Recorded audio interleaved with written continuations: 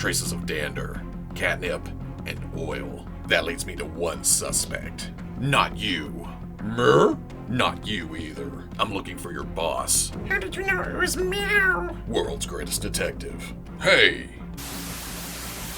Okay people, welcome back to another Fwoosh review. Today let's take a look at the Medicom MAFEX DC Batman Hush Catwoman. So many words just all together. It's the Catwoman from the Batman Hush series. I ordered this from Ami and DHL said it wasn't gonna be here until Saturday. So of course they show up on Tuesday. Sometimes I get stuff faster from Japan than I do Missouri or anywhere else in the States. And that makes me happy because now I can add to my Hush display, even though I'm not the biggest DC fan, and truthfully, I've never read Hush. But I always liked the designs, and when the DC Direct figures were in comic shops, I always looked at them like, oh, I would really like to have super articulated versions of that. Let's just look at the figure. Looking at the package, it's your standard MAFEX fare. I kind of like how subdued this is. The colors let the figure do the talking when you're looking at the front of the package. There's still stuff hidden back here, I think. I don't know. We'll find out. On the side, another promotional shot of the figure. Same design hints as the rest of the box. Number 123 in the series. Has there been that many MAFEX figures? There has, I guess. On the back, a whole slew of pretty promotional pictures. You got your whips, your head options, Scary Barry. On the other side, Batman Hush promotional image. On top, same thing, different order. On bottom, warnings, your legalese, your ages 15 and up, that unpiratable hologram. But let's get this open. See what's going on here. I think I'm at the point where I get the MAFEX boxes and the Amazing Yamaguchi boxes mixed up. Whenever I look at this, I expect all kinds of gaudy graphics and just everything all around it. And then I remember, this is MAFEX. Just like I'm about to open this and I expect a backdrop, but there isn't one. There's a graphic inside the box. Ooh, hot Batman Catwoman action. The crotches are on the flap. And honestly, first impression, getting the tray out and looking at the parts and pieces of this figure, it feels a little stripped down compared to a lot of other MAFEX figures, I guess. There's options here. It just doesn't seem as substantial. What? Oh, God. The usual stand taped to the back, and I don't know. These are okay. I guess they're not really flight stands. They're more stand-up stands. Let go. These are mostly for stability. Put them on the shelf, and then you don't have to worry about a tumble. Getting the figure out of the package, messing around with it for a couple of hours.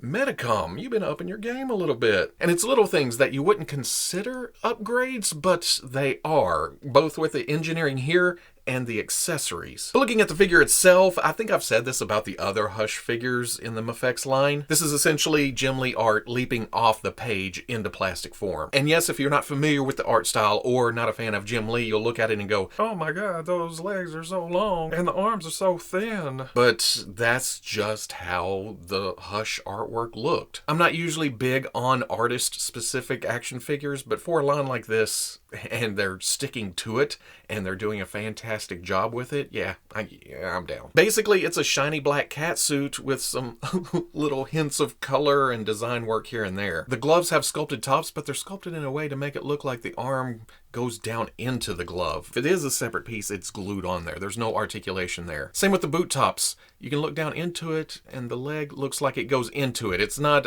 sculpted straight across right onto the leg, no articulation. But then on the foot part of the boot, you get the big buckles, you get the kind of high sole, the big heel. The gray, the silver stands out nicely because, like I said, the rest of this is mostly black until you get to right here. There's also a silver belt buckle on the abdomen, but the belt's missing, or, well, the whip that acts as a belt is missing. And I never liked that about this costume, that the belt buckle would just be left hanging on there, but it is comic accurate. We'll talk more about that in accessories. The hands, ooh, there's claws to them. It's Catwoman. Gotta have some pointy fingers. And then there is a seam line running up, well, I guess a zipper line because the zipper pull is up at the neck. And this was a surprise. This is actually a metal ring hanging through a plastic loop. A little element that they didn't have to do. Little added value right there. But then there's the head, at least the one that came on it on the package. Here's this gray color kicking back in all the way from the bottom. But then the silver for the goggles and actual clear transparent plastic over the eye. eyes. It does distort them a bit at different angles, but that's what goggles would do, right? Makes it kind of hard to see the eyes underneath, but those are some kind of photo print technology, because on the lips you can see just a little bit of roughness around the edges. And you can see that when the camera is zoomed all the way in HD under a microscope, but you zoom out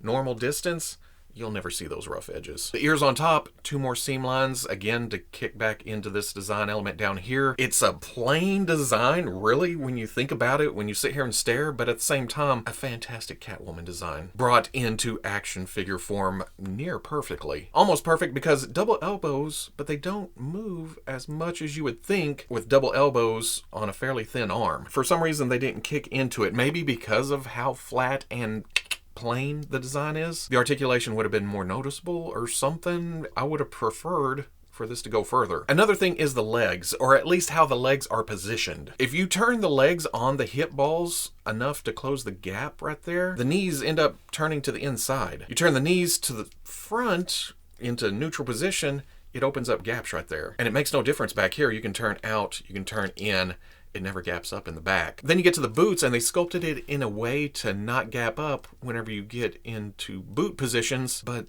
it also kind of hinders the movement. Don't get me wrong, this is damn fantastic, but you try to get into deep poses, and it gets in the way a bit. But keeping with articulation, other than what I've pointed out, up at the neck, going from the neck to the skull, there is a dumbbell joint that has a bend to it, so you can position it into different places depending on which way you want to go the furthest. Then there's a ball joint at the neck going into the torso. With all of that, you can look all the way up, can look down, and again, if you turn this dumbbell joint around, you can go even further down. So much tilt, it's crazy. Dumbbell joint at the shoulder, fantastic range there. You can come forward, you can go back, you can shift up, shift down, all around. That comes out to a hinge in the shoulder, comes up to almost 90. And again, I think they wanted to keep any kind of cut or anything from showing right there. But all the articulation working together up there, you can shift it around and, you know, bring the arm up. Swivel at the bicep, double elbow, again, not crazy, but it does go past 90. Swivel hinge swivel at the wrist goes about here and here for the hinge, but if you allow the hand to slip off the peg just a little bit, you can come all the way up, all the way down. And because of the 2 swivels, you can change that hinge from going up and down to any direction you want to go. Dumbbell joint at the mid-torso, ball joint at the bottom of the waist, and I know that because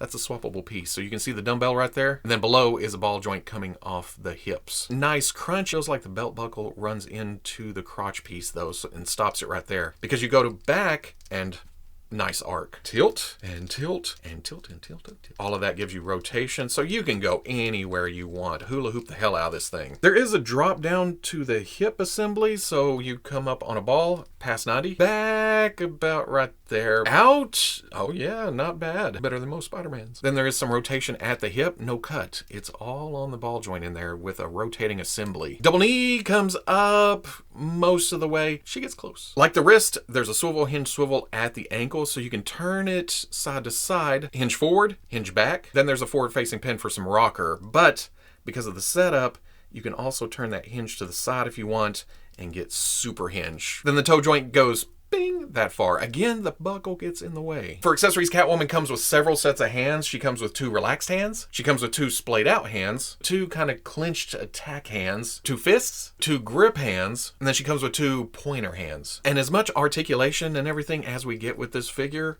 it's the hands that I think, Medicom, good job. There's a softness to them, but they're not so soft they just flop around. You pull them off, there's no head on the peg, it's more friction hold. Then the extra hands all came on these sprues. This is great because 1, you can keep the 2 hands together whenever you're not using them. 2, and more important to me, is that it kept the peg hole stretched out on the hands that wasn't on the figure in the package. You know how it is, the hands that came on it in the package are usually nice. They go on, they pull off, but then the extra hands are usually tight because there was no peg in them, nothing to keep them stretched out. So here, extra hand, bong, no problem. And it stays on. There are a couple on the sprue that feel a little loose, but even those, you put them on the actual figure and it's tight. It's not bad. She comes with this whip, and this was surprising too. I thought it'd be some kind of rubber piece with a wire in it. You'd bend it all around, but while there is some softness to this, it's actually articulated in places. There's a cut joint here you can rotate around. There's a cut joint here you can rotate, and then another swivel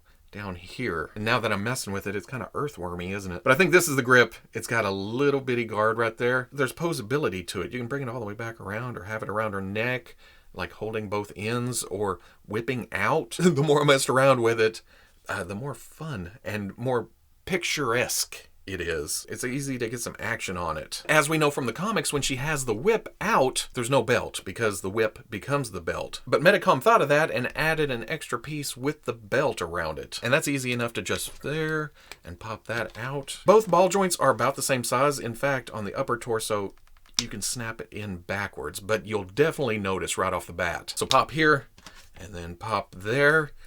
And I feel like the belt balances out the whole costume a little bit better. It's not just a buckle floating on the costume. They even sculpted the end of the whip right there, which is a neat little detail. I figure most of the time, even if I have her using the whip, I'm going to keep the belt on just because I like that look. Finally, she comes with 3 head options. We already looked at the one in the package. It's a neutral look. It's got the goggles down. She's just kind of, surveying the crime scene. But she also comes with an angrier look with the goggles down, teeth showing. She's a little bit more ready for battle or middle of the battle. And then finally, a third head that has the goggles pulled up. Again, kind of a neutral look. I would have liked to seen her smirking a bit or a little bit more emotion, but it's the same quality as the other 2 heads. And I showed it in Articulation. Easy enough to pop the head off, and then you just pop the other head on. I can't decide which one I like better. I like the angry look because Catwoman going in ferocious, but there's also this unmasked head. But I don't know. I'll have to decide later. One thing I forgot to point out, even though it's a thin frame and, a little leggy, the feet do a nice job of standing. There's not a lot of balance issues here. Notice that my right shoulder, the cap that goes over the dumbbell joint, it follows the shoulder nicely and doesn't really flop around. It doesn't really gap up. But on the left side, it was flying all around. It doesn't stay in place. It gaps up. And I realized that it's backwards. Pull this out, you flip it around. You can see the bigger side and the smaller side. Whoa, that was weird. The outside's also flat. The inside has some curves going in. Then there's also this slot right here that goes on a peg at the bottom. Pop the arm back in. That stays closer to the shoulder. Rotates around with it. Maybe I have 2 lefts or something, but that fits better overall. Selena stands at pretty much exactly 6 inches tall to the top of her head, just slightly taller to the ears, which looks great next to the MAFEX Hush Batman and Superman. I love how all 3 of these look together. She looks okay with the DC Collectibles icons, but yeah, it's slightly big. But she's not bad size for the older Mattel DC Universe Classics line. I wish I could find the Catwoman. I know I have it somewhere. It's in a tub. I can't find it. Looks okay with other Jim Lee action figures like the Marvel Legends Rogue and Gambit, but slightly large for MCU figures like the Marvel Legends Black Widow or the SH Figuarts Black Widow. So at the end of the day, Medicom knocking it out of the park again. And me saying Medicom makes me realize that there are usually some QC issues with their MAFEX figures, but here, I noticed nothing. In fact, they've made strides to improve some things. The hands all being a dream to put on the arms. The swappability of the torso piece and the heads, not a problem at all. The nice paints, although this is mostly a figure wearing black, the paints that are on it are nice. Then of course there's the posability. She can't get into deep crouches, but there is a lot of poses to be had while keeping the body integrated. It doesn't look all gappy once you get into those poses. And that seems like a shot at Amazing Yamaguchi, but it's not. I like that line too. But if you're one of those people who don't like the articulation all just bam, or just gapped up and you think it's ugly, then MAFEX. I've got a hell of a lot of the Mattel DC figures, and I like the yearbook feel of, the who's who feel of those. When it comes to this, these are my ultimate versions of Batman, of Superman, of Catwoman. Once I get enough figures in this collection, it's going to be a display. It's going to be a shelf. It's going to be like a comic cover, just ever growing. I'm hoping it grows. Medicom, you need to keep giving us these. Need some Nightwing, need some Huntress, need some Robin. Please, somebody give us a Robin. There's a Hush coming. There's a Joker.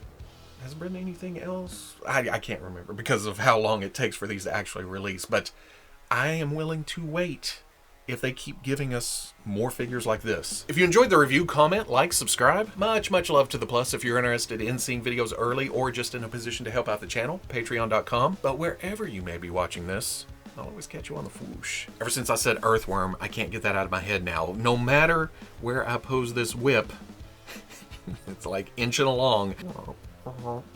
She's gonna slap you with her huge earthworm.